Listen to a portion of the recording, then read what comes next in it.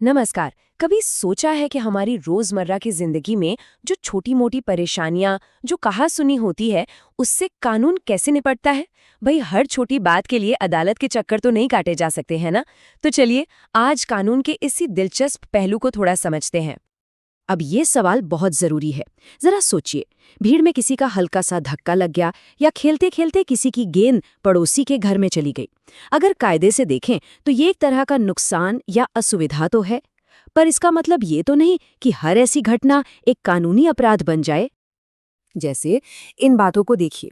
मान लीजिए आप भीड़ भरी ट्रेन में हैं और किसी का पैर आपके पैर पर पड़ गया, या किसी दोस्त ने मजाक में आपका पेन कहीं छिपा दिया। ये सब तो हम सबके साथ होता ही रहता है। हाँ, थोड़ी देर के लिए बुरा लगता है, परेशानी भी होती है, लेकिन क्या इन्हें अपराध कहना ठीक होगा?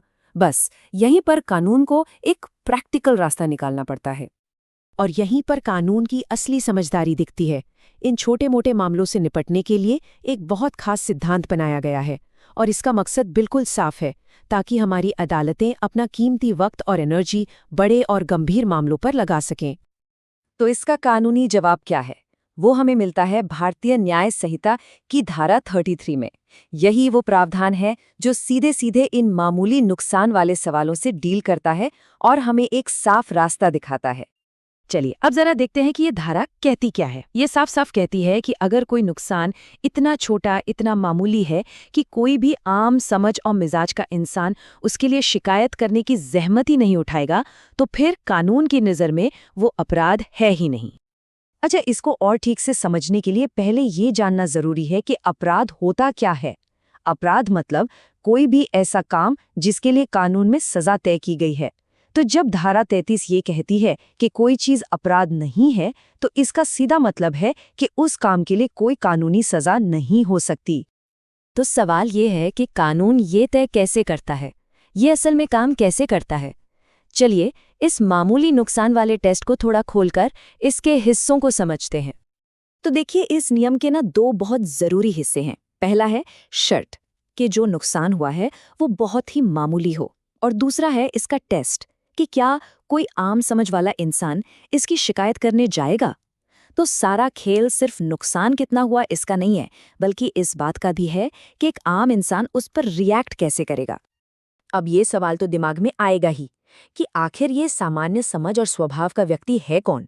भाई, कोई ज्यादा सेंसिटिव होता है तो कोई कम। कानून किसका स्टैंडर्ड मानेगा? हर किसी की भावनाओं के हिसाब से तो कानून चल नहीं सकता है ना। तो बात ये है कि ये सामान्य व्यक्ति कोई असली इंसान नहीं है।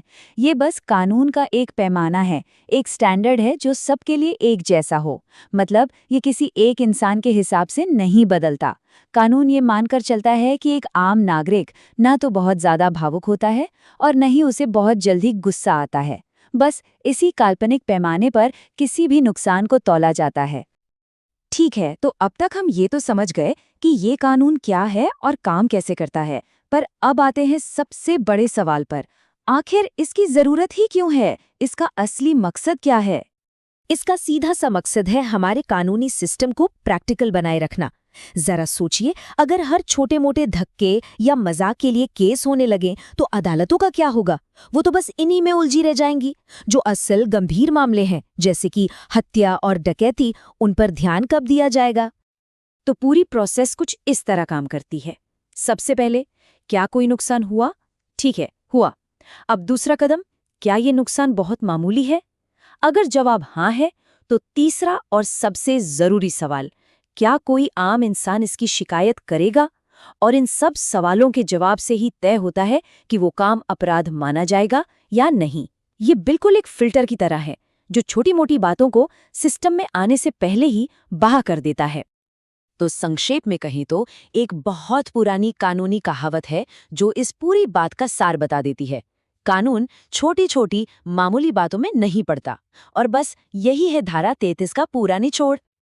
और ये सारी बातचीत हमें एक बहुत ही अहम सवाल पर लाकर खड़ा कर देती है। आखिर वो पतली सी लाइन कहाँ है जो एक मामूली नुकसान को एक असली अपराध से अलग करती है? ये लाइन खींचना हमेशा आसान नहीं होता है ना। और शायद इसी सवाल पर सोचना कानून के बारे में हमारी समझ को और भी गहरा बनाता है।